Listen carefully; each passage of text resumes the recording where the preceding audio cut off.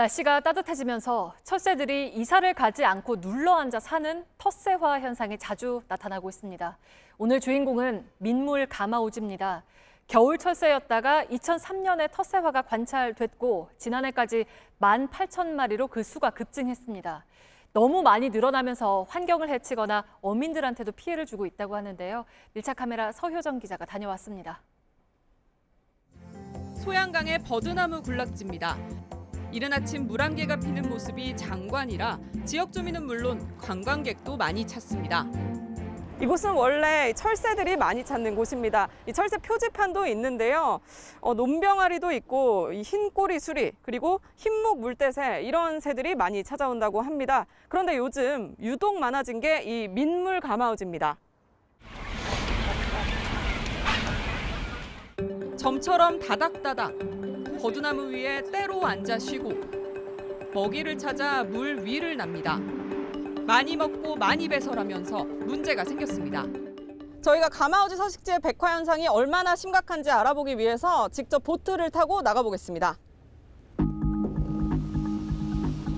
강의 중심부, 수면에 보이는 콘크리트 구조물도 하얗게 변했습니다.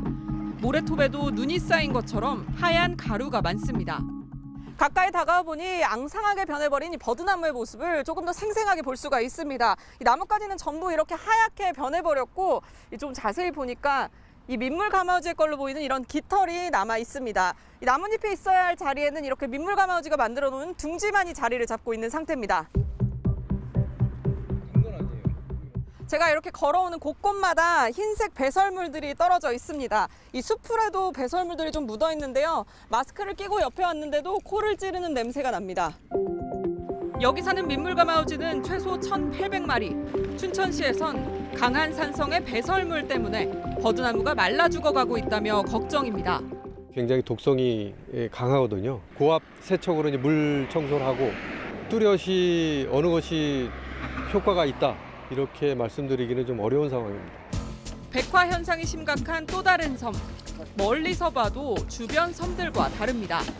섬의 한쪽은 나무가 울창한데 반대면은 나무 사이 흙까지 보일 정도입니다. 장마철에 산사태 우려도 나옵니다.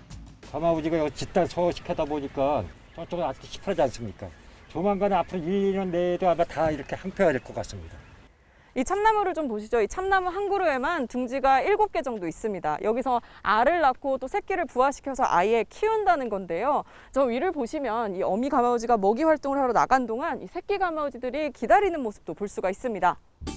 가마우지들이 민물고기를 먹고 사는데 이건 역시 문제입니다. 2m까지 잠수할 수 있는 가마우지. 주변 민물고기를 닥치는 대로 먹어치우고 있습니다. 붕어 같은데요. 민물 가마우지가 사냥하고 먹다 남긴 걸로 보이는데 크기가 제 손바닥만 합니다. 민물고기를 잡아먹으면서 어민들의 피해도 커지고 있습니다.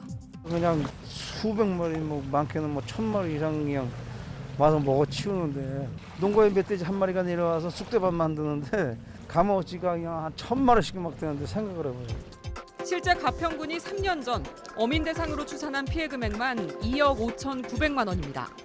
조업을 접은 사람도 많습니다. 그물 건너라고 다 죽여놨기 때문에 허탕치는 경우가 많아요. 네, 그거 가지고는 밥을 못 먹고 살아요. 그렇게 해가지고. 양식장을 사냥터로 찾아든 경우도 있습니다. 이렇다 보니 지자체에선 민물가마우지를 유해조수로 지정해달라고 했습니다. 하지만 받아들여지지 않았습니다. 내가 지금 먹는 것들이 이제 재산이나 생명에 피해를 주고 있느냐에 대한 정확한 좀 판단이 필요한 부분이 있고요. 가마우지를 쫓기 위해 공포탄을 사용해도 소용이 없습니다. 환경부에다 문의를 해도 쫓는 방법뿐이 없어요. 몰고 내려가면 모래 금방 또 올라갑니다. 피해가 커지자 환경부는 결국 내년 정밀 조사를 하기로 했습니다. 피해 규모하고 실제로 이제 아까 말씀드렸던 그 재산상의 직접적인 피해가 되는지 상관관계가 좀 있는지 이런 부분들을 좀 면밀하게 조사를 해서 먹이 활동을 하는 새를 인간이 유해동물로 지정한다는 건 어찌 보면 맞지 않는 일일 수도 있습니다. 하루빨리 피해 현황을 조사하고 적절한 조치를 취하는 게 인간과 새의 공존을 향해 가는 길일 겁니다. 밀착 카메라 서유정입니다.